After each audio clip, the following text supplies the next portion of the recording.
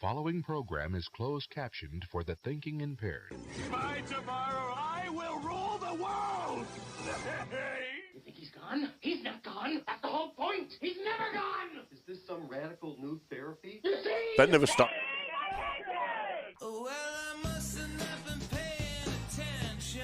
I know I say it every week, but that never stops being funny. It is very funny. I do it every week. Hi, Tom. Good morning. Thanks for the workout today. Yeah. Appreciate it. Sweating. I wish I could have gotten the workout that you got You're like today. crap. I'm like crap. Sweating? I couldn't even say hi to Anne. Oh. I'm sorry. Oh, no. I muted your mic for the beginning, but if you want people to know you're here, you can. Okay. It's I just that just want to make sure that... She's so adorable. I can't even stand being on the same stage with her. I'm protecting you because he says, like, really, like, crazy things in the beginning, so I want to, like, you know. But you know what? Yeah.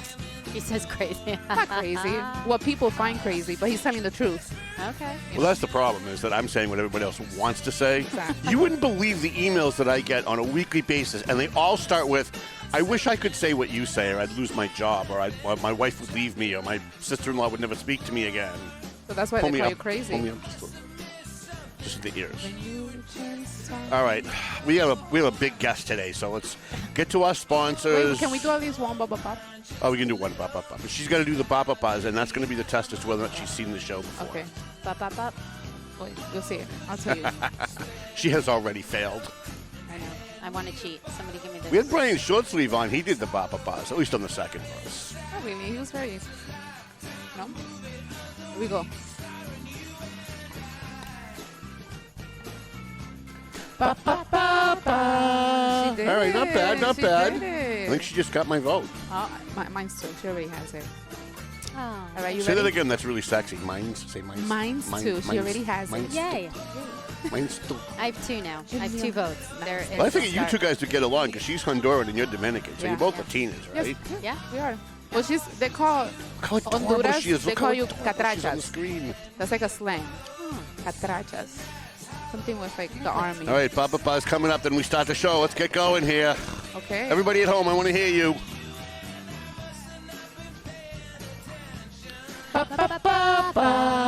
Very good. Very good. I think she She's can a win this fast race. learner. All right. All right, let's get this show on the road. Hi, my name is Tom Duggan here with the Paying Attention podcast right across the street, right on Main Street, North Andover, right across the street from the plush and luxurious Valley Patriot offices. I don't even know. What is the name of the other? I want to start promoting some business downstairs. We can't do the apothecary because they never open, but what's the other one then that's down there? No, you don't want to? No, they don't pay. It's like, screw them. You have your, your Capitalism. sponsors. We have that- paid sponsors. We'll talk about them. Exactly. All right, let's take our sponsors. Matt McLennan, everybody, the McLennan Real Estate, Century 21, Brando's. Is there any way we can get, before the end of the show, the video of Brando's making me dinner? Do you have that video from like 4 weeks ago? No, I will have to stop everything y después empezarlo otra vez. Y yo no puedo ahora mismo. Okay, all right. Total Mortgage. We'll, I promise, Billy Griffin at Brando's will do 2 videos next week. Total Mortgage. The Zani Pesh office. They're Italian. You know they're Italian. They're from Italy. You know they're from Italy. You know they're Italian. But you know how you know when someone's Italian? How? You wait 3 seconds. They tell you. I love the Italians. On the Go Notary, Hungry Traveler, a free shout out to them. I think they're coming on board next week officially, but we give them a free shout out. Marson and Son Construction, EIS, Investigation and Gun Trading, Tomo and Shaken Seafood, Clear Path for Veterans New England, who I think this year is going to be the recipient of one of our raffles at the Bash this year again. Nice. I think we're going to do Clear Path, because 100% of what you donate to Clear Path goes directly to homeless veterans. So if you donate $100 and you say, I want this to go to groceries for a homeless veteran, It will go. $100 will go to it because their overhead is paid for by the VA. So they don't have to take anything for overhead. So if you donate $1, that homeless vet gets the $1 in one form or another, whether it's food, rent, heat, electricity, whatever. So we want to thank ClearPath for sponsoring the show. AFC Urgent Care. I know Zaka's watching today. He asked me 15 times last night what time the show starts. So hi to Zaka and everybody over at AFC Urgent Care. We went to dinner. I have the flu, Zaka. I need to go over So the 4 of us need to go with Zaka and his wife there's a place in St. Lawrence. It's called Jason's Korean Barbecue. Yeah, I'm definitely going. Oh, you I'm are? definitely Yeah? going to have to join your 4. Yeah, for sure. Is that where That like just you dip sounds too good. meat into like a liquid? Yeah. Well, you cook your own food, so you sit down, and there's like a thing in the middle, and you cook your own food. I don't want to go. No, I'll go. I don't want to go to that. This all sounds very Anne's good. already in. Who else do we have? Pleasant Valley Landscaping Contractors. And we have, who was also sponsoring, by the way, the intern girl cam. I We'll show look the intern crappy girl today. cam. Last week I Yay. looked better. I did. Next week I'll be okay. All right. I'm sorry. She's going to be here in a formal dress next week. I'm gonna get a text. I know I am. All right. Did we get all the sponsors? No, we did not. Prime Insurance, the Doug Mercurio Law Office, W301, 4-star lighting, Stadium Chiropractic, and a free shout out to our buddies at JG's Ice Cream, because no matter how cold it is, and they don't even sponsor. They don't even sponsor the show. See how good that looks over there. See how good that looks. I only in the eat monitor? ice cream in the wintertime. Yeah, and I only eat JG's ice cream. I won't go anywhere else now. Like Mad Maggie's is right up the street. I will drive to Salem, New Hampshire, out to West Methuen to JG's to get ice cream. You what? I plead the fifth. All right, okay. And, of course, Lambert and Randone Law Office. I have got a really good show for you guys today. We, by the way, do have room for one more sponsor. If somebody else wants to come in, we have one more sponsor. We do have a good guest today, but I do want to do a very quick update. So we have announced the date of our annual charity bash. It is Friday, March 27th. We are at the same venue this year. This will be our second year at the Elks. So for 20 years... For 21, 21st, 22nd. For 20 years, we were at the Relief Sin in Lawrence. Oh, okay. And now they're ripping that down. They're building something else. So we had to find another home.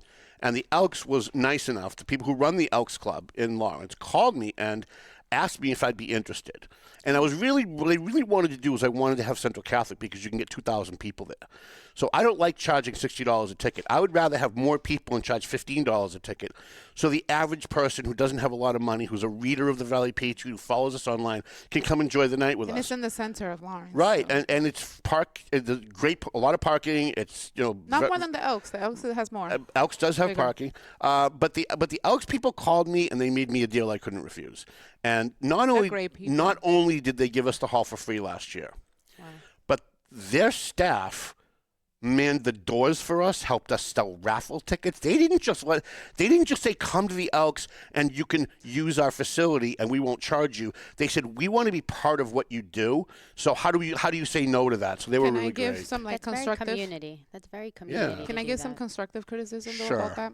They let someone in because he was a politician. No politicians. Everyone needs to pay at the door. who likes politicians? Right? Let's just get rid of he's like, politicians. I'm good. He walked right in. You know who I'm talking about, right? I do. Okay, no, but everyone. By the way, this does happen from year to year. There are politicians. See, politicians, and you know this because you go to every event, right? You go to an event as a politician, you don't pay because usually you're like there to campaign. You're there to speak or something. And so these politicians get used to going to shit for free. Kind of true. But this guy's a millionaire. Like, come on. Right, and he is a millionaire, right? Like 10 times $50. over, right? Yeah. It's for the kids, Right. you know? It's a fundraiser. It's very different. It's So we do tell people in situation. advance, like, we're not trying to shame you, but if you're coming, we're happy to have you, but it's a limited room. We can only get 500 people in that room. And we get 700, 800 inquiries every year. So if you want to come, you can't just walk in. You got to kick something in for the kids. Yeah. Like I don't care if you want to show up at the door with a check for $100 for a scholarship kid, but you don't want to pay at the door. That's fine. I'm okay with that. But Or a basket. Like, let's say you're Right. going through really tough times. Like, bring something. Right. Or at least let you know that you're going through So something. March 27th is our 22nd anniversary charity bash. Wow. Let's pull up what we did last year real quick. Here's where we ended the night last year. I thought we were going to get to 70. Our goal was 45. This is what we did, $68,000 last year. And each of these kids, they're so grateful. I've got letters from every single one of them at the beginning of the school year when they started. J. Ronnie Farron, who just finished Paris Island Marine Boot Camp 3 weeks ago. Yeah. And so here's where we had Dan Cody Memorial Scholarship 4 years in a row at the top. Lawrence High Junior ROTC, they try every year to get into that top spot with 11 grand. Whittier, Haverhill, the Dan Strange Memorial Scholarship. Phil Glendy, who was a special needs teacher at Lawrence High School.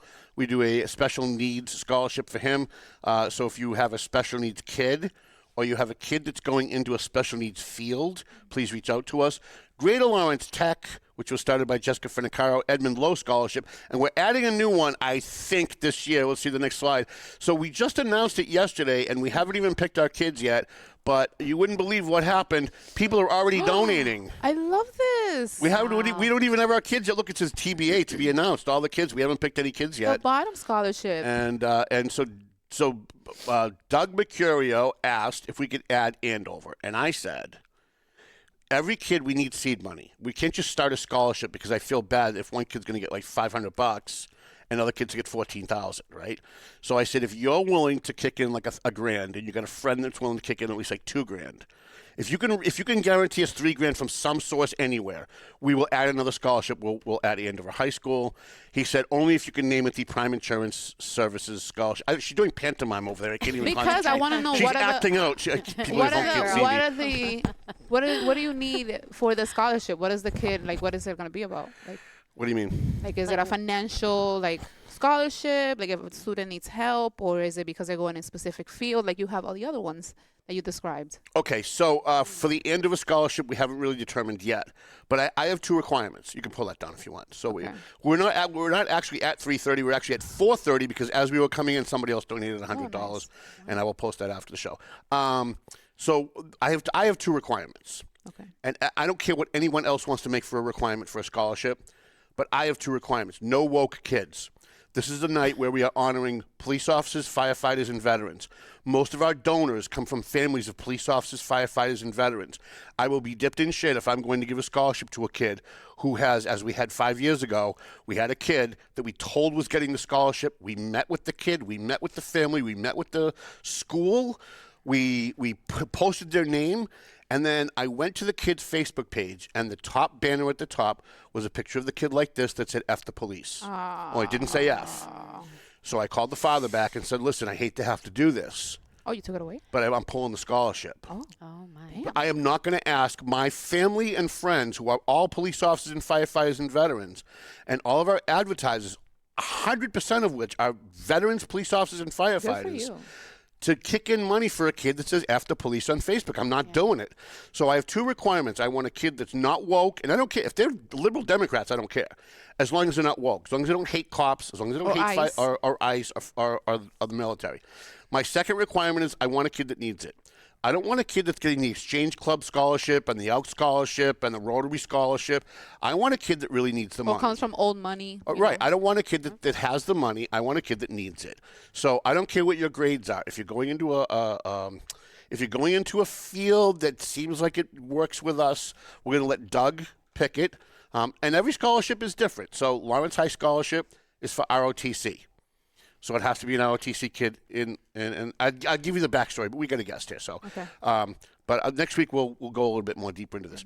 The Phil Glendy Scholarship, as I said, he was a special needs teacher. He came to the bash every year. He donated $1,000 every year, and then he passed away a couple weeks before the bash. So we named a scholarship after him for a kid going into special needs. So I will post all of this online, and we have a captain in charge of picking a kid in every category. Okay. I think this year I'm out of it. Last year I picked, I think, 2. You're not going to be part of the Lawrence High? I think you were. No, I turned it over to Ralph Carrero. So I called the superintendent in Lawrence, Ralph Carrero, who used to sit with me on the school committee way back in 1996. Ooh. And I said, listen, you were superintendent last year, and you didn't come, and you didn't help. And he goes, well, you didn't invite me. Get them involved. And I said, all right, well, now I'm inviting you. And by the way, I need you to help me pick a kid. And I want you to come. And by the way, bring your checkbook. Because he's making $280,000 a year, or whatever he's making. How many kids? So 17,000. So Ralph Carrero, believe it or not, is on board. Like, even though we hate each other, I think he's a great superintendent. Ralph is one of these people that doesn't care if you don't get along. He will work with you if you're doing good work, and that's what this bash is about. It's about I say this every year, and then when you get to August, I say every year. My favorite moment. I'm lucky enough that I can pinpoint a favorite moment of the year. My favorite moment of every year is when I get up to do my keynote speech at the bash, and I look around the room and see that a third of the people in the room hate my fucking guts. Because I look and I see Willie Lantigua or Jim Jajuga or other people that don't like me, that savage me publicly, that attack me on the radio, that attack me on Facebook, and yet they're willing to put aside their hatred for me to come help the kids because they know that 100% of everything that that gets donated goes directly to the kids. In fact, I had a mayor, I'm even going to say who he is now because he's not mayor anymore, Jim Ferrantini in Haverhill, called me 5 years ago and said, I give, but I want to make sure that not one penny goes to you. So I said, that's fine. Here's the name of the kid. Write the check to the kid. And we'll add it into our total, and we'll just give the kid your check plus our check. And he did. He was nice enough to do that. So it is nice when I look up out the room the night of the bash, and I see that there's a number of people in the room who won't say hi to me at the deli counter at Market Basket the next day, but they're there at my event because they want to help the community. So if you'd like Will you allow Debo to be there and donate? There is one person who will not be allowed in the room, and it would be Debo Brown. That would be the one person. The guy had me falsely arrested. I was up on charges for a felony that I had to spend money for a lawyer to beat. So that's another whole story.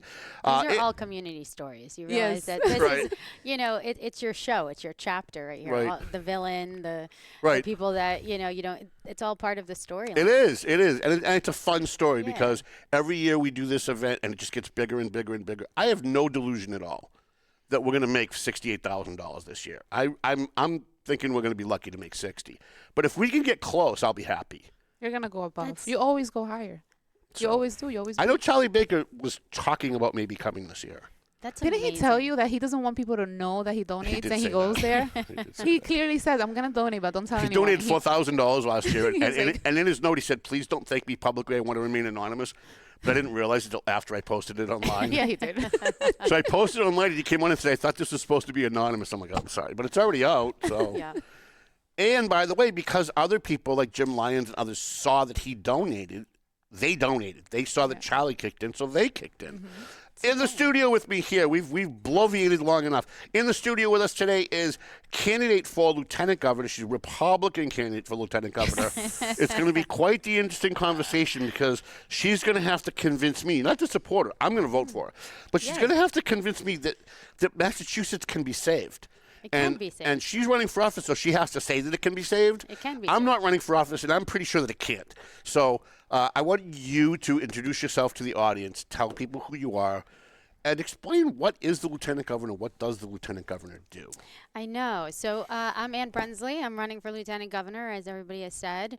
I'm a select woman for Wayland. I started my professional career in investments and started my own company when I was 29. I'm an attorney. I was given the 40 under 40 by the Boston Business Journal back in the day when I wasn't 40 quite yet. I've been an adjunct professor. I've been on 2 different nonprofit boards. What does it mean to be an adjunct professor? It means a professor, but you're working during the day and you're not a full-time professor. Oh, I see. So, all right. Yeah, just kind of bringing in the life skills and helping young students kind of get off the ground.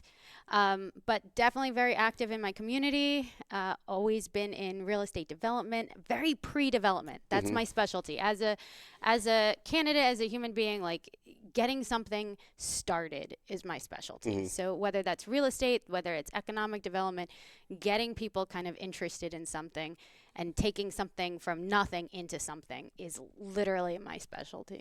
Now, is there anybody else running for lieutenant governor on the Republican ticket? Do you have a primary opponent? No. No, and I So kid you're that really, I'm winning. so you're really fighting for the end, right? At this point. I'm fighting.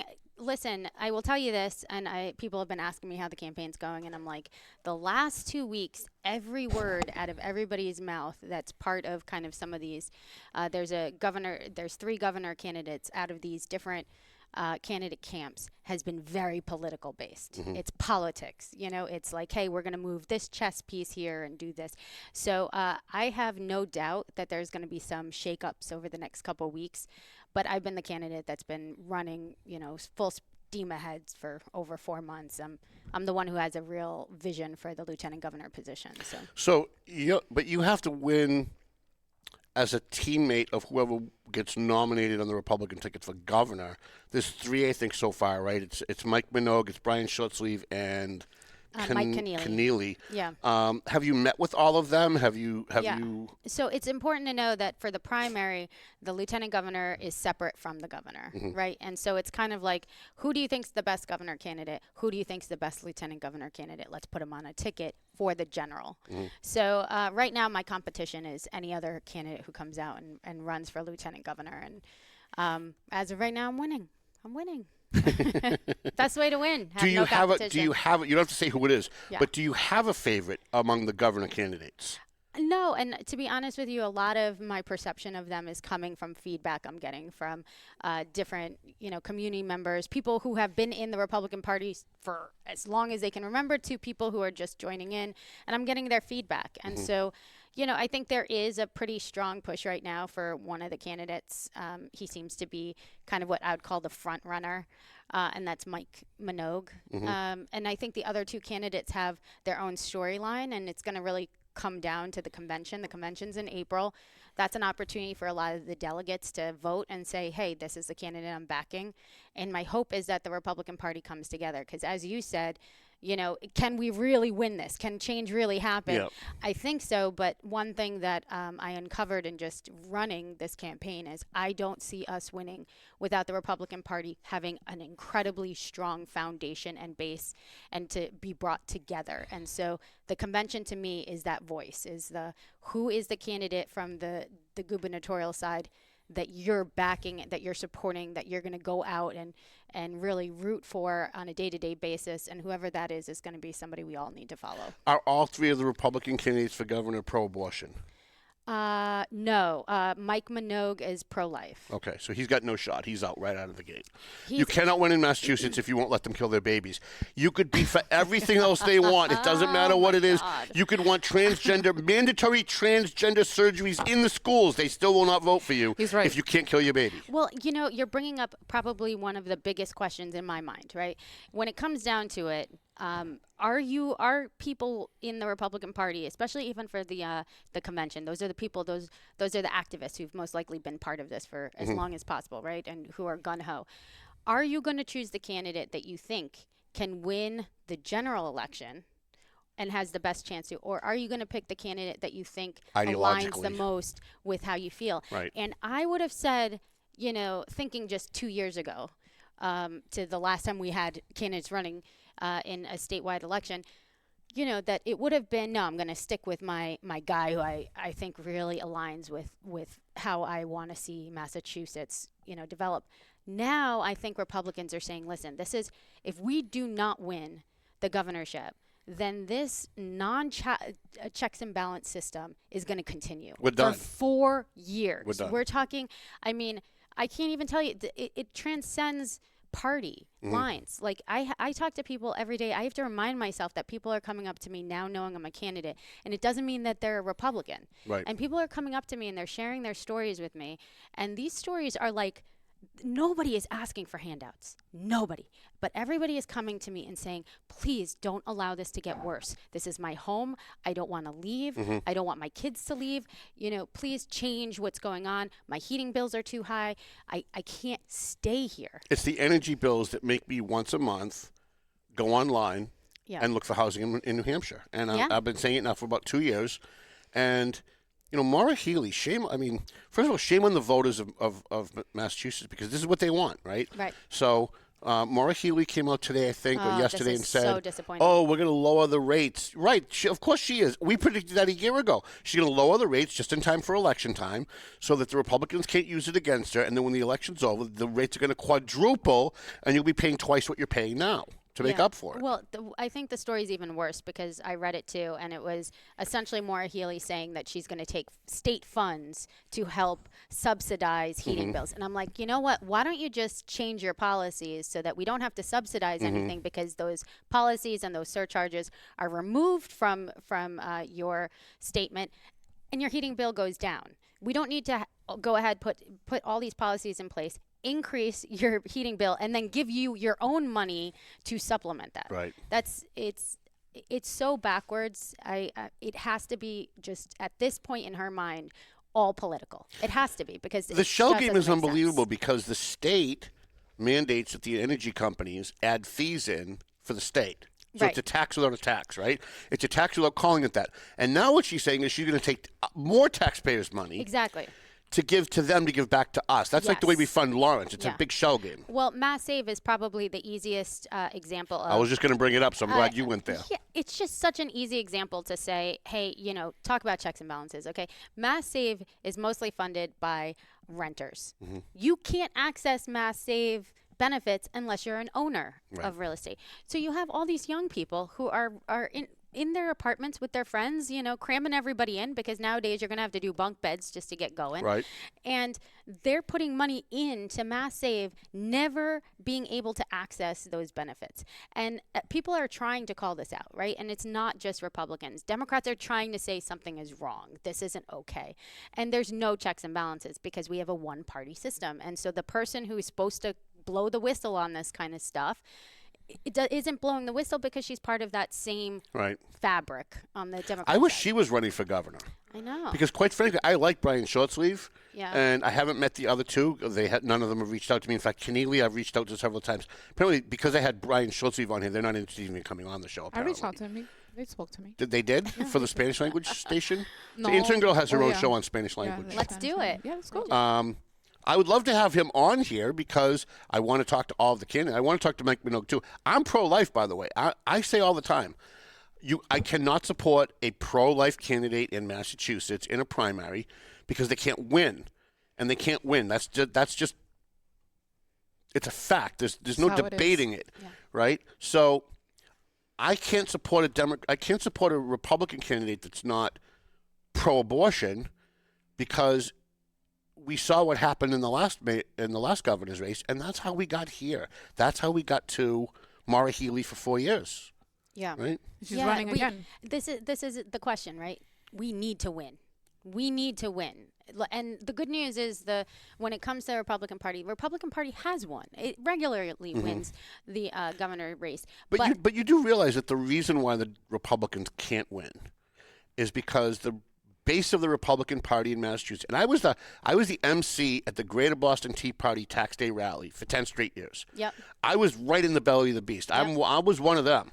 But the one thing that I realized, and the reason I walked away from the Tea Party and the Republican Party, is they all circle the wagons and shoot in.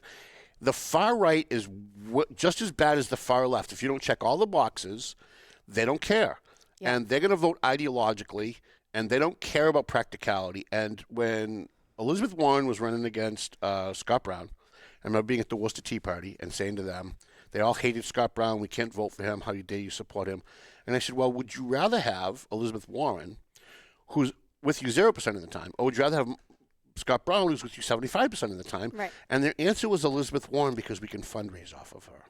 That's interesting. So that was when I walked away. I walked away from the Republican Party and the Tea Party when I realized that they would rather raise money and screw the taxpayers than eat it on their ideology and put in somebody who's not as bad as the Democrats. So keep in mind, I'm a select woman in Wayland, right? And that's local politics. But I have not been part of the Mass GOP. Like I've been an outsider who's been that Republican who might be listening right now, who doesn't go to the RTC events, but who is very clearly Republican.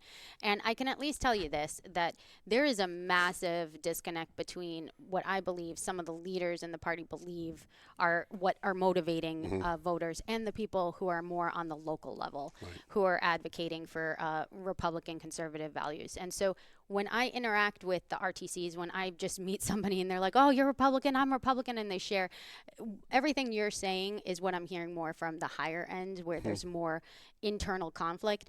But day to day, I just, I feel like I have a place to meet somebody on every part of the Republican spectrum. And so here I am. I probably would be accused of being not the typical Republican, right?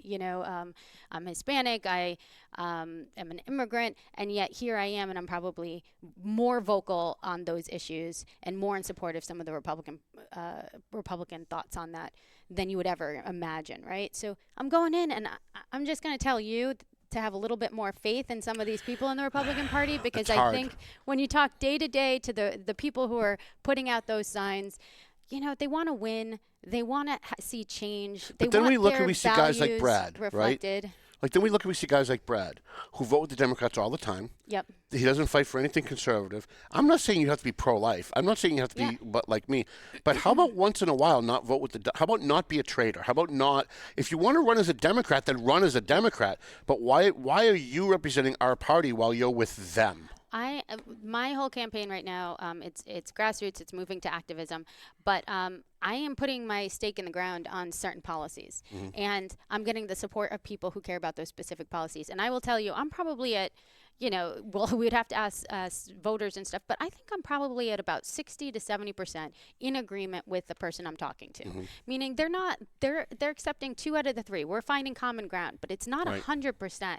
But when I bring up certain policies, these are policies that matter to a lot of people, and I'm not backing away from them because I'm saying this is how I'm going to proceed. Right. So, and I'm staying true to that. I would test anybody to say, even from the start of my campaign, the moment I said, okay, this is an issue I'm going to support, I've continued to support them. And a lot of those issues, in my opinion, are bipartisan. These are issues like transparency. Like being like, you know what? Here we go. Yeah. I love education. I'm for transparency. Every elected official, we did a whole show on this one day. Like the words that every elected official has to say. It's like you all go to a school. It's always like this list of things that nobody knows what it means. Nobody cares. And nobody follows, by the way. There's no transparency at all in government. But they all got to say it. Well, it's the audit. So the audit is about transparency, and everybody's talking about the audit. So that was something. There are trillions of dollars being stolen from the taxpayers in Massachusetts. So trillions. Do you want to hear it first? 100%. I do. So I sued the You're legislature. You're wearing boots too on top of it. I'm joining the campaign right now. Where do I write the check? Okay. So I sued the legislature. You may or may not know that. And I love how she just glossed right over that. Oh, yeah. That was We're the right thing move on. to do. So I sued the legislature. I sued Karen Spilka and Ron Mariano, right? And I'm trying to hold them accountable because they're essentially saying we're not giving the documents, and they're giving false reasons why, in my opinion. And so I just got their motion to dismiss. Okay. This is at this point, like, just give the documents. Right. Like, let the But they can't because they've been stealing trillions of dollars for years. That's why they can't. It has got to be so bad. Yeah. It's got to be so bad. I'm thinking that I thought, okay, like they messed something up. We're going to find out something's more expensive than we were expecting. They've been stealing trillions of dollars for decades. There is a smoking gun somewhere, and it's not very far from their grasp. There's a reason Diana DiZoglio has two state troopers following her everywhere she goes. Because she is up against people that are stealing trillions of dollars. You're talking construction contractors and consultants. Just look at the $2 billion alone we've spent on illegal aliens that we had to force them to release. Like, we didn't know about it. So we forced them. Right, it probably is closer to $3 billion. Yeah. So. But nothing happened. Well, even with that, what happened? But listen, so they did a motion to dismiss. They just filed it a few days ago. I just responded today, and they're using sovereign immunity. They're essentially saying, "Oh, we're the legislature. We're protected by sovereign immunity." They are not following the law. I mean, how far do you think sovereign immunity goes? Right. And it does not include breaking the law. But these are things that are going to get out there, and it's general election issues. Right. So for us the Republicans to be blowing the whistle on some of this stuff is super important, because not only are we right on the issue, but we're telling people, hey, this is why one party doesn't work. What are the Democrats right about? The We're gonna need to take a commercial, and I'm gonna need to think this through for a long time. So I mean, listen, I'm somebody who's looking at it saying we got to figure out how to run this state. I'm open to ideas from the Democratic Party. I'm open to ideas from independent voters. I'm open to ideas from Republicans. I put my stake in the ground on certain policies. I'm not changing, and just because I believe in those. But I'm open, and we have to be. So this is not. I'm not going to be the candidate that's anti-one, but I'm going to be very proud to be Republican, and I'm going to say I'm very proud that I believe we're on the right side of a lot of issues. Couldn't think of one though, huh? Hold on. Well, I always ask every candidate, no matter what party they're in, can you think of one thing that the other party is right about? Because the other side is right about a lot of things, even if they're right for the wrong reasons, right? Like if you remember, I don't know how old you are if you remember 9/11, but prior to, we talked about this on the last week's show, prior to 9/11, the Democrats were saying we needed to have a wall of separation between the CIA and the FBI, which is what caused 9/11. The CIA knew, but they couldn't tell anybody that these guys were in the country to do this. But when the Republicans got rid of the separation between the FBI with the Patriot Act, FBI and CIA, now the government's reading our emails and they're listening to our phone calls and reading our text messages, and they're doing it without a warrant, and all the things the Democrats said was going to happen happened. They were right, and we were wrong, but they were right. So you that's only the gave right. one example from 1990. Do you have anything else that they're they're doing that they're there's going a to be ton right of things. about? The Democrats used to be right about civil rights, and now, listen, it was the Democrats and the ACLU that defended the Klan marching in Skokie, Illinois, in a Jewish neighborhood. And now, if you're anything to the right of Bernie Sanders, they want to put you in a concentration camp. I don't see. I'm just a believer that we're not as far apart. It's just the extreme sides that are that give us that. But the sense. number of people who are on the far right and the far left are growing, and the people in the middle are not. They're not feeling motivated to speak up because their voice is being constantly right. Yeah. Well, if you're on the far right and you don't check every single box out of 100 boxes, they're going to savage you because you're Scott Brown or you're Richard Desai. If you're on the far left, even if you're a moderate Democrat like Fetterman, they're going to savage you because you're not checking all their boxes. So the people in the middle go, well, why do I want to be part of this? Yeah. Yeah, I mean, I think we saw that with Mayor Wu and Josh Kraft, right? Mm-hmm. Like, talk about eating your own. Yeah. Like, I have not seen somebody savagely go after somebody. And by the way, Mayor Wu made points that were she knew were fundamentally not true against Josh Kraft. And it really irked me because she went and this is supposed to be like, Mayor Wu is supposed to represent such a, inclusive and diverse way of thinking. And yet she attacked Josh Kraft, somebody who has spent decades fighting really hard for some of the issues going on in some of these struggling communities in Boston, and he's been doing that for decades. She's new to the party, and she was so willing to just run him over and essentially be like, hey, you're that rich white guy who's just coming in and trying to buy things. I'm like, he's been in these communities for decades. This is part of his lifeline. Like, let's acknowledge that. I don't need to talk about, identity politics to at least give him that. And the fact that I can do that as a Republican and say, hey, here's a guy who's put a lot of time and effort into these communities, to just chuck him off and say, oh, he's just a rich white guy who is trying to buy an election. That's not what he was at all. And the fact that she would be the one, somebody in her party, in the same party. But how delicious is it now that she's raising their property taxes like 13% or whatever, and she's raising all the taxes on everything, and people are complaining. I'm cheering. I watch that and I go, they're getting what they deserved. They wanted a communist. They got a communist. In Mondami, in New York, everybody's all, I put on Fox News and they're all just wringing their hands every day. They're clutching their pearls every day. How horrible it is. Oh, my God, it's the end of the world. Well, they're getting what they deserve. Let Mondami destroy New York City the way David Dinkins destroyed New York City in the late 80s, early 90s. Let them do it, because then the people who live there will be the people who suffer, and they're the ones that chose the leader. I have no sympathy at all for the people in Boston or the people in New York, and quite frankly, the people in Massachusetts. If this is what you want, if this is what your voters are going to put up with, if you're going to put up with a governor who tells you that you have no right to a gun, no right to free speech, no right to talk to someone outside an abortion clinic, you take away all of your rights, that you don't have the right as a parent if you don't want your kid to get sexual transition, then that's what you get.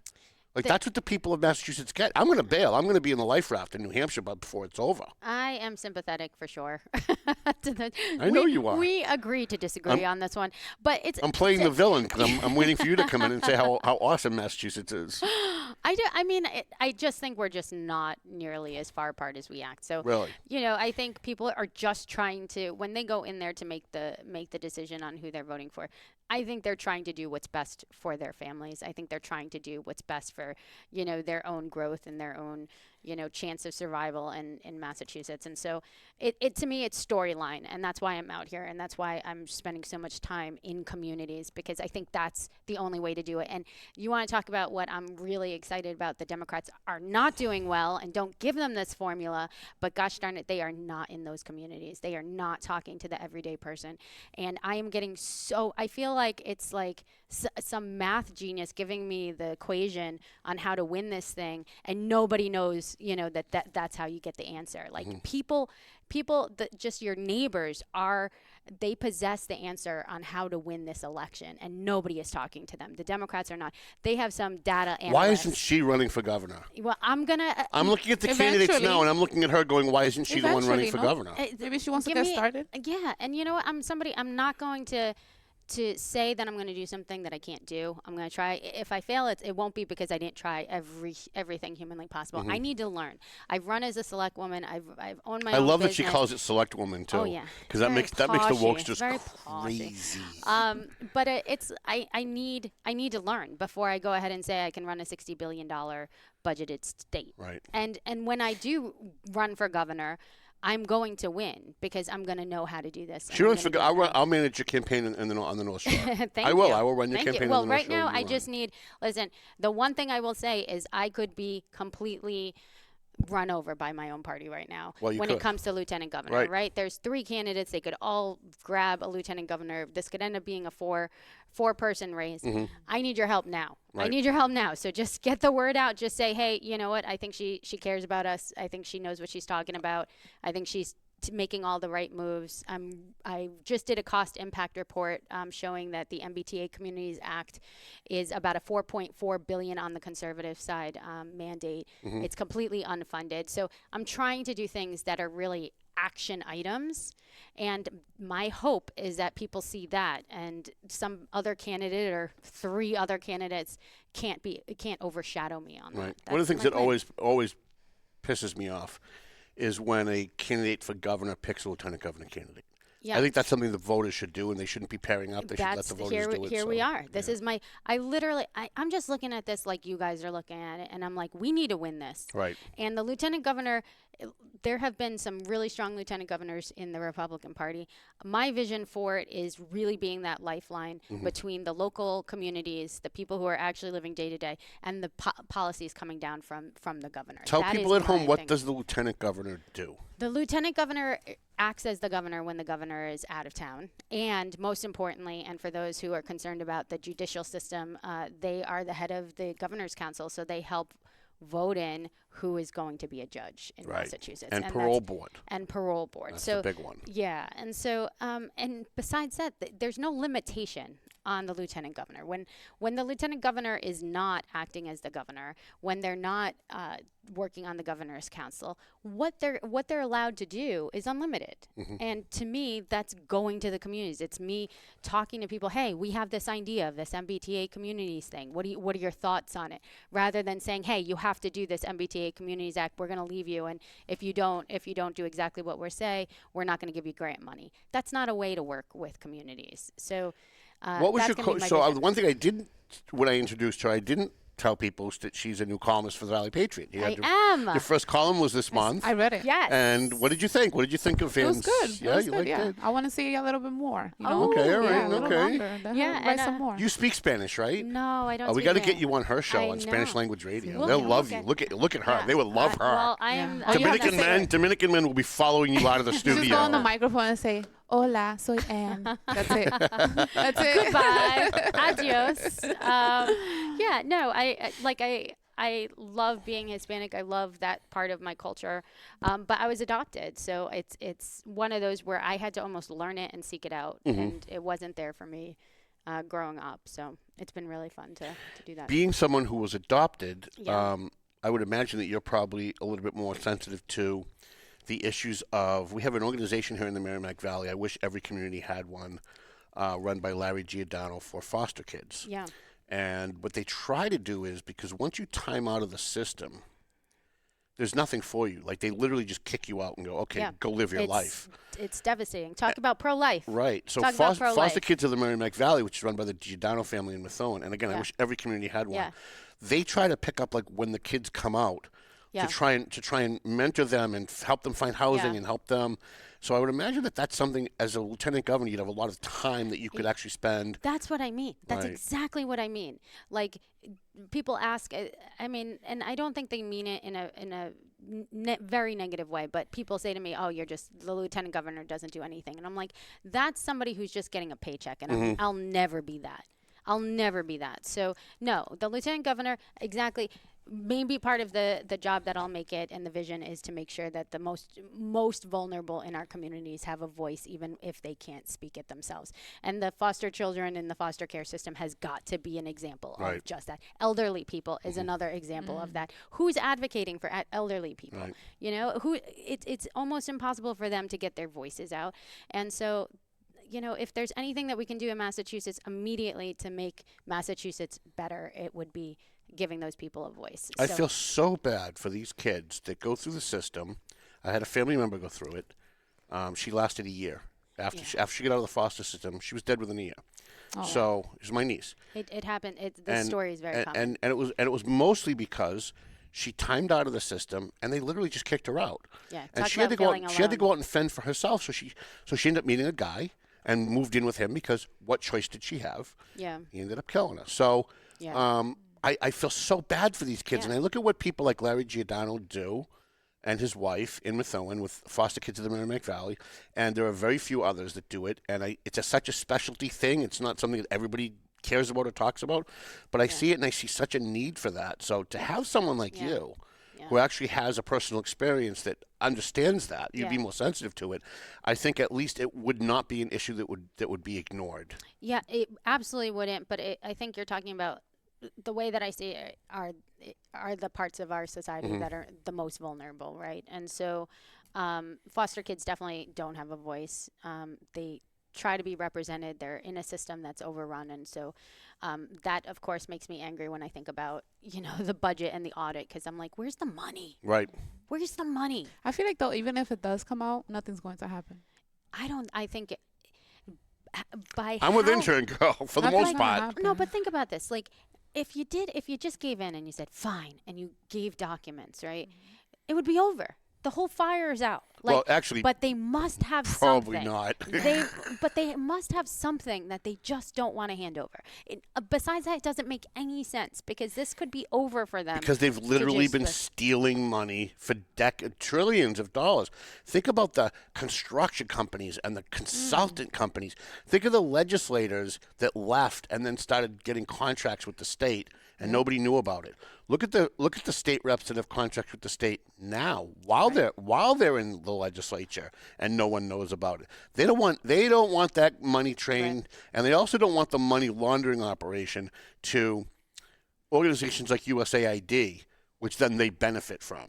Right. They don't want that exposed either. I'm going to be very interested to see how hard Maura Healey fights for this. I just don't see the fight in her at all. I don't know and why I'm wondering she's even trying. I don't know if she really even wants this, which again opens the opportunity, I think, for the Republican Party. But no matter what, whether it's Brian Shortsleeve, Mike Minogue, or Mike Keneally, I can tell you they want it. They're fighting. They're fighting day in and day out. Brian's working very hard. I haven't talked to the other two yet, but Brian's working very hard. They're all putting their money where their mouth is. They're all, just literally going from community to community to community. And so I know they each want it, and they want it bad. And when they get the backing of the party, I think they're going to just fly. And it'll be interesting to see if Moore shows enough care to even fight. I have a question. Why? Why you're running for lieutenant governor? Like, what is it in you? Where do you get this fire to, make a difference in Massachusetts? I think it's the moment. It's really the moment. I'm looking at Massachusetts right now. I don't think, and this is my belief, right? And this was what made me jump in. I don't believe that if the Republican Party does what it does every year, that they can win the gubernatorial candidacy. But I think if we change the perception of it, if we have two people working at it, if I can come and create a coalition and bring that coalition with me to a gubernatorial candidate, my true belief is that extra push is going to help them get across the finish line. And so when I was looking at it, I was like, we need all hands on deck for this campaign. And I have a vision for the lieutenant governor. I see that as a select woman, I see the disconnect between local issues and the state leaders. If I can do that, I can not only win, but I can help the gubernatorial candidate win. And it's interesting because sometimes I feel the most lone wolf in this when I talk about that, because I think everybody is looking at me like lieutenant governor doesn't matter. And I'm like, That is such a lost opportunity. That is not true. Not when you're fighting for 10%. We need the governor needs 10% more on the Republican side in order to win this. 10%. I can maybe I'm wrong, but to me, and obviously I put my money where my mouth was, but I put my time and energy where my mouth was. I believe I can help get that 10%. And I think I can do it as somebody who specializes in getting something started when there's nothing there. And so everything I'm doing is getting attention. I'm on the show. How did I meet Tom? Who knows? How is this happening? You know, like, so like it's I was on coming. Facebook and I saw her and I went, oh my God, she's so beautiful. I have to meet her. Okay. Well, so I that said, was well, good campaigning then. Right? Okay. So it's all It was it's my all brains. imaging. It But I was tell her my all the brains. time. I work. Yeah, every woman wants you to. Why don't you tell her about the I'm going to what? dress like a 10, but I want you to think of my brains. Yeah, I'm where. Okay. But I tell her, This is where it's going off the intern rails. girl this all the time, that image means everything. So I was an elected official. I sat on a school board. I ran candidates. I've campaigned. I've been a campaign manager for no less than 50 campaigns in my lifetime. Image is everything. And if you are the liberals and the people who run society bristle whenever I say this. So it makes people on the right bristle when I say it because they don't want to be associated with those kind of comments. However, I'm gonna bristle. Let's just disclaim but let that me right ask now. you, when was the last time you saw an obese elderly woman doing the news on CNN? When was the last time you saw an obese, fat, elderly guy doing the news on Fox or MSNBC? It doesn't happen. And it doesn't happen because image means everything. And so when you have that image, when you project that image, when you're a better looking person, people pay more attention to you. It's just true. It's one of the reasons why they use beautiful women in an ad for everything, whether it's they're holding a thing for Coca-Cola or they're holding a thing for a condom. Like, it doesn't matter what it is that they're holding. It's always got to be a good looking person in a good looking setting because they know that that makes people pay psychologically more attention to those people. So I'm always saying to her, you know, we were talking about the local elections in Lawrence when we were going through the candidates and talking about what chances they had when we got to Greg Del Rosario. I said, he's the best looking guy in the Merrimack Valley. How does that guy not win? Because everywhere he goes, he walks in a room and everyone pays attention to him because he's so good looking when he walks And in he's the room. The people are already saying he's gonna be the next mayor. Just He is because going to be. looks He is great. going to be the next mayor. Just 'cause People need to know that he will be the next mayor. I do think I'm not going to ignore that there's some truth in what you just said. But Some I would truth. Say, She's going to inch up a little bit. I would say though that it only lasts so long. That's what I'd Well, say. that's but it true. gets you where you That's wanna true. get. It gets you. Right. It gets you Opens there the door. first. Opens the door first. It absolutely does. And I think anybody who's working in a world of image, their image matters, right? So it does open that door. But Mm-hmm. I can't even. I mean, how many times have you met somebody who's really good looking or running for something? And Obama. Then When you Obama get to ran. know them, and then you're just like they become very unattractive. So Well, I mean, yeah. So it's like when you're dating, right? You Yeah, date someone, you exactly. oh my God, she's so attractive, and she opens her mouth, and you can't get out of the bar fast enough. Yeah, right? but you're there already. You know. Right, right. exactly. So Right. they got there from 100%. the. So I don't think we can ignore that. I think that there's a. I would like to think that we're progressing in a way where we're looking at each other a little bit more as who you are than what you look like. What do you do for work? What is your real life work outside of I politics? run an alternative investment firm, so I do Okay. real estate. I buy things, I sell things. I'm doing a lot of real estate right now. Okay. Yeah, but I'm selling a lot of real estate because I really have this intention of winning and helping the governor win. And we'll see. We'll see if I'm the Josh Kraft of the lieutenant governor race or not. So in the Valley Patriot every month, and hopefully you've gotten your Yes. edition of your hard copy Yes. edition this month.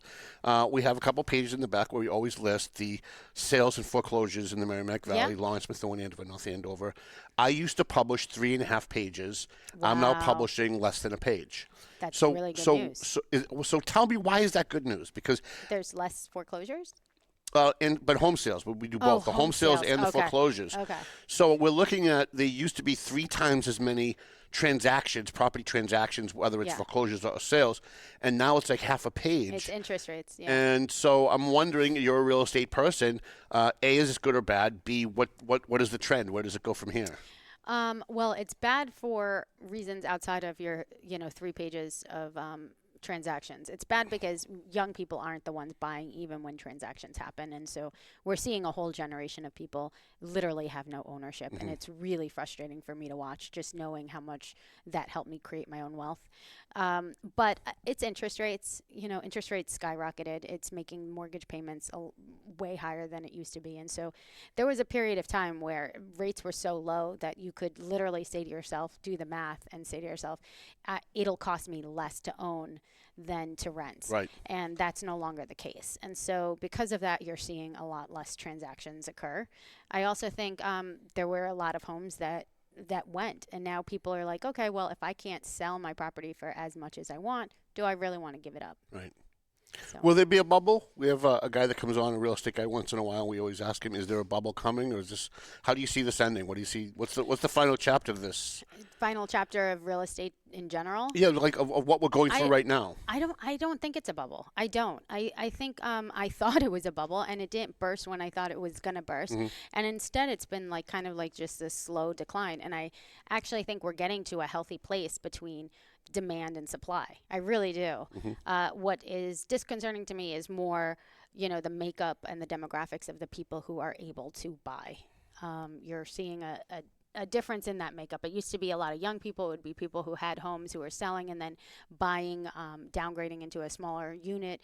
You're not seeing that as much. And so I think there's a healthy market that's coming. I just don't know who's going to benefit from it. Let's say you win, you take office. What's the first thing you do? What's after the inauguration and all the parties? And please, at least serve some food. Charlie Baker never served any food. It was so horrible. We go to the inauguration. You spend all this money to go. You spend all day there. Then you go to the party and there's peanuts.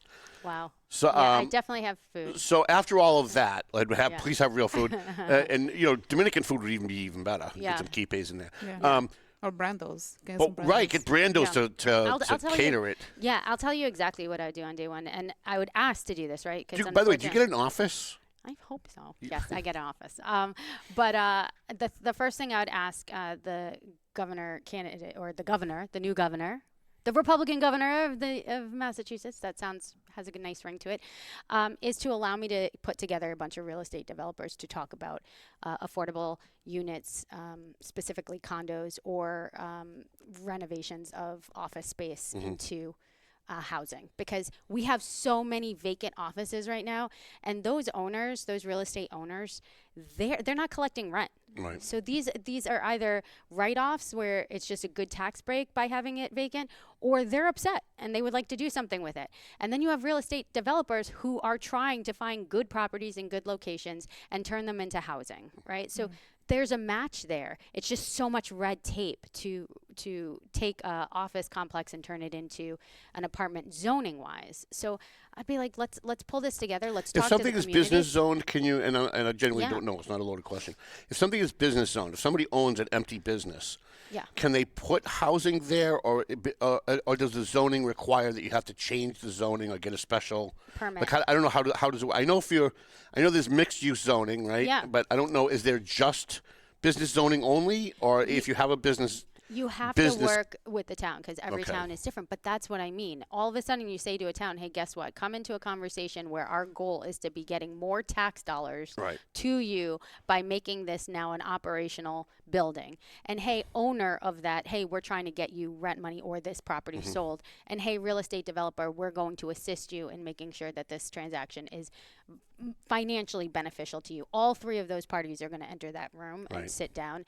And there is so many vacant buildings in downtown Boston right now that I would love to see housing. It would replenish the area. Sure. You would have young people. I love the idea of affordable condos. That would be something I'd be pushing on day one. I hate condos so much. I lived in a condo. I hate condos so much. We're at time almost. We're almost okay. out. Intern girl, though, do you want a condo? Because I do. I know. I What if I told you I'm going to help you get the condo? Not if I have to deal with the communists on the board of the condo. Stop. No, but they do. He needs one on the first floor. I lived in a condo. They yelled at me. I used to work third shift. I can see why people yell at you. Yeah. Like, can we all agree there's some people who are going to yell at him? He's actually like outside of here. He's very quiet and to himself. Like you'll go out to eat with him and he's just very to himself. You don't know, he doesn't talk to you. I'm actually an introvert when I'm not on. Yeah. Right. Yeah. He's very quiet. He's actually a little shy. I'll make sure sometimes. to go out to eat with you. But I'm very good at bad cop though. Good cop, bad cop. I'm very good at bad cop, and most people hate me anyway. So the more you disagree with me and the more you call me to test, the more votes you're going to get. So at the end of the show, when I tell you to give like your phone number and stuff, end with an "I hate Tom Duggan." That'll get you 20 votes right there. Okay. So you're going to what? Well, like we're at time already. 5 minutes. 5 minutes. I'll give you 5 more minutes. Yeah, but we started We can late talk though. forever. Yeah, but I have to leave by 3:15 for my kid. Life. This is community. Do you have any issues. questions from the audience? Do we have any audience? I know, I know we a lot have of the audience. comments. Yeah, a lot of them love her, Yes. right? We'll see. Not everybody. Just No stay questions. Team Anne. Stay Team Anne because I may get railroaded. I definitely might. And I just know that I'm standing on the tracks and I'm prepared for it. So I know it might come. Yep. So we'll have to see. Well, I'm going to talk to Holly over at Brian Shortsleeve's office and try and at least on that end, because I have a good relationship with them, Yeah. and see if we can get them to not pick a lieutenant governor. And by the way, as a voter, and I'm not just saying because she's here, I've said it on the show before, as a voter, it really angers me when any candidate, especially Republican, but any candidate for governor, picks their lieutenant governor. That's something that the voters should do. And if you're going to let the candidate pick the lieutenant governor, then why make it an elected position at all? Just make it appointed by the governor. Right. Just make it a position that's appointed. Otherwise, why are we wasting our time voting on a lieutenant governor when the governor is going to pick their own person and then run as a slate? To me, that makes no sense. I agree. Is there anything that you wanted to talk about that you wanted to get out that we didn't really kind of touch today? And I hope you'll come back because Yeah, this is kind I of like our will. preliminary get to know you phase. The next one, I'm going to be disagreeing with you on everything and see how you argue. Okay. Parental rights, I think, is something that I'd love to talk about really, really quickly. Just to let parents know that I'm listening, because that's an issue that I didn't realize was going to be so fundamental and so across the board politically. So I'm doing kitchen table conversations where I'm willing to talk to a group of people. Maybe it's just a group of moms who know each other and they want to talk about, what's happening in their schools, the content and information that's going to their kids that they feel that they're not participating in, and that they're finding out that their kids are being taught things they don't think are appropriate. Parents who just don't feel like they have a say anymore in their schools. I definitely want to go on the more intimate side, and I'm willing to come talk to your friends, and tell you what kind of policies are out there that you can support. That's All great. right. Tell people at home how they can get in touch with you. Yeah. How can they help with the campaign? Can they hold a sign for you on election Yes. day? How can they donate? John Yeah. Savastano asked that same question. Yeah. Okay. So something to note is that in order for me to even speak at the convention, I have to pay $25,000. Whoa, wait a minute. Slow I know. everything down. Yeah, What? I know. Pause, right? Because talk about a barrier to entry being financial. So they increased Talk about it. racist. The Republican Party, they raised it. So it went from 10,000 to Wait a minute, 25,000. why is there any... I Capitalism. know. I know. The Democrats right now, guess how much the lieutenant governor pays? Wait, the Zero. Democrats do this too? Nope, No, all zero. right. Okay, Zero I was going to dollars. say. 'cause- I mean, So all it the is- money they steal. They Yeah. have money. I know enough. at this point they're just going to their cars, but Right. they're like here. It's something. It's a barrier for me. I have to raise that 25,000, and so I broke it down to $25 for 1,000 people, right? So from a donation standpoint, I'm asking for $25, please. I need 1,000 people to do it. So you can. I will donate. commit to $100 at least right now. Yes. I'm going to commit. Okay, that's 4 people. So think of it as But that you got to way. commit to come back. I commit to come Okay, back you then. come back and they'll give you Yeah. another 100. How's Yeah, that? I'm gonna wear like a shawl and make sure that I'm No, you're completely not covered doing up that for at this all. conversation. A bikini maybe, but... What color you want to wear? No green. Red. You can't wear Red, green. red, Red, yeah. No, red. No because green Even if you hair. wear green, look. Yeah, Look at the monitor. I'll wear all green. Anne, it's Anne with an E, so ANNE, Anne2026.com. That's my ask is the $25. And then everything else, get my name out there. I'm on Facebook and share what I put out there. Just, say positive things. You don't know me. You didn't like me that much. Just, spin it. Spin it. Say something nice. Now, we have a lot of elected officials who watch the show. We have a lot Yeah. of conservatives and Democrats who watch the show. Yeah. Most of them are local elected officials, school Good. board members. If anybody wants to reach out to your campaign manager to book you to speak to their little group or to do whatever, who do they contact? How do they get in touch? It's Jason Ross, and it's info@anne2026.com. I am going, so don't invite me because I'm going to show up. If you don't want me to come, don't invite me because people have been like, oh, you're going to actually come? And I'm like, yeah, I am. So I am very open to invitations. Okay. All right, I actually have like 20 more minutes and questions, but intern girl has someplace to be. That she I just told me usually this give morning, or I would have booked her She's a early. mom. She's No, got things to listen. do. It's usually an hour. No, listen, no. It's usually an hour, and I give them 3 every week. Right? 3 hours. I just say No. go. But today I told them I have, Things you gotta do. Alejandro. But if she had told me if she told me yesterday, I could have I booked got her it for last 1. minute. I All told you right, he's been on a okay. wait list for 2 I two know years. you're pro-life. This is a life. I know.